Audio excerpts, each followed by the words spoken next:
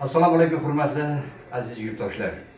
Xalqimizning farovonligi, ularning yaxshi yashashlari uchun bugungi kunda mamlakatimizda barcha shart va sharoitlar yaratilgan. Xususan tijorat aksiyadorlik tijorat banklarida ham mana shunday sharoitlar yaratilgan. Bugun biz Oltinsoy tumaniga tashrif buyurdik. Mening hozirgi suhbatdoshim aksiyadorlik tijorat banki Oltinsoy xizmatlari markaz rahbari To'ychi Muhammadiyev bilan suhbatlashyapman. Bugungi kunda bu bank xodimlari xalqimizga sidqi dildan xizmat qilyapti. Qolaversa, men bu borada mana shu mavzuga oydinlik kiritish uchun bankning rahbariga yuzlanaman.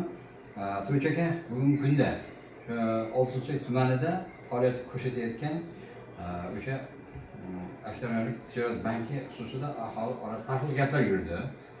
Bank yopilibdi, bu tuzatishdan gaplar. Qolaversa, bugungi kunda aholiga qanday xizmat ko'rsatyapsizlar? Marhamat.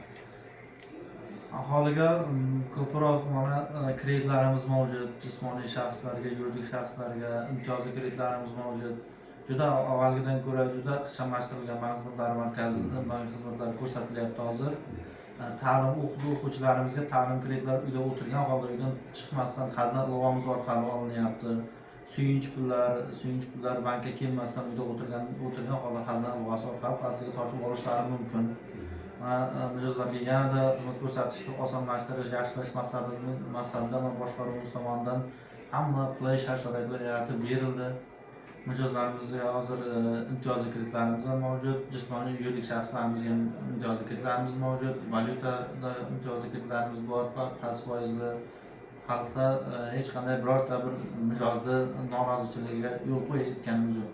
Norozi bo'lib ketishiga yo'l qo'yayotganimiz yo'q. To'ychi aka, mana hozirgina biz guvohi bo'ldikki, sizlarning yuqori turmush rahbariyatlaringiz sizlarga yangi mebellar to'plamini beribdi. Shu xususiyatni to'xtatsangiz marhamat. Bizga shu boshqarma raisimiz Sharqo'rg'on katta rahmat mijozlarimiz tomonidan minnatdorchilik bildiryapti. Juda chiroyli shinam nimalarni berdi. Avtomashinalar bilan nima qildi? Suruvli avtomashinalar bilan mebellar, chiroyli mebellar bilan nima qildi? Kelgan nimalar mijozlar hammasi xursand, yuqori kayfiyatda, xodimlar ham yuqori kayfiyatda ishlab kelyapti. To'ychi aka, mana shu aholiga bank xizmatini yanada yaxshilash uchun qanday chora va tadbirlar belgilagansizlar? Marhamat. Aholiga chora-tadbirlar endi mana kelgusida yana mijozlarga imtiyozli kreditlar ishini yaratish nima qilish maqsadida imtiyozli kreditlar yana ajratib boshlanadi, xudo xohlasa.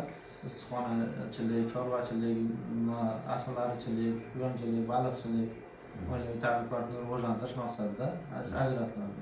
Resurslarimiz keladi. Endi To'ychi aka, mana hozir yangi o'quv mavsumi boshlandi. Mana shu talabalarga qanday kreditlar, qanday sizlarga amaliy yordam qilasizlar? Talabalarga hozir ijtimoiy himoya reyestriga kirgan talabalarga umuman kafil ortiqcha hujjatlar, hech qanday ortiqcha hujjat taklif qilinmaydi. Avval to'g'ri shunday bo'lardi, kafil so'ralardi, kafil ish joyida ma'lumotnoma so'ralardi. Lekin yana ortiqcha shartnoma so'ralardi. Boshqa hozir hammasi integratsiya qilingan.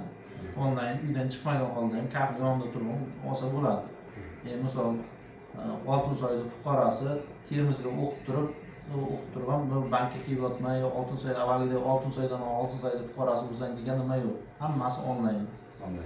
5 minut 10 minut ichida ajratib beriladi. Aslida mikroqarz maqsadsiz loyihalar, maqsadsiz kreditlarimiz bor.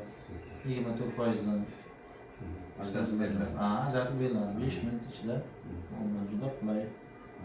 Katta rahmat To'ychi aka.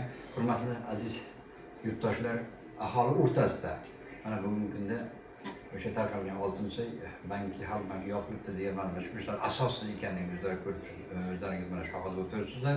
Bugungi kunda aksiyadorlik tijorat banki Oltinsoy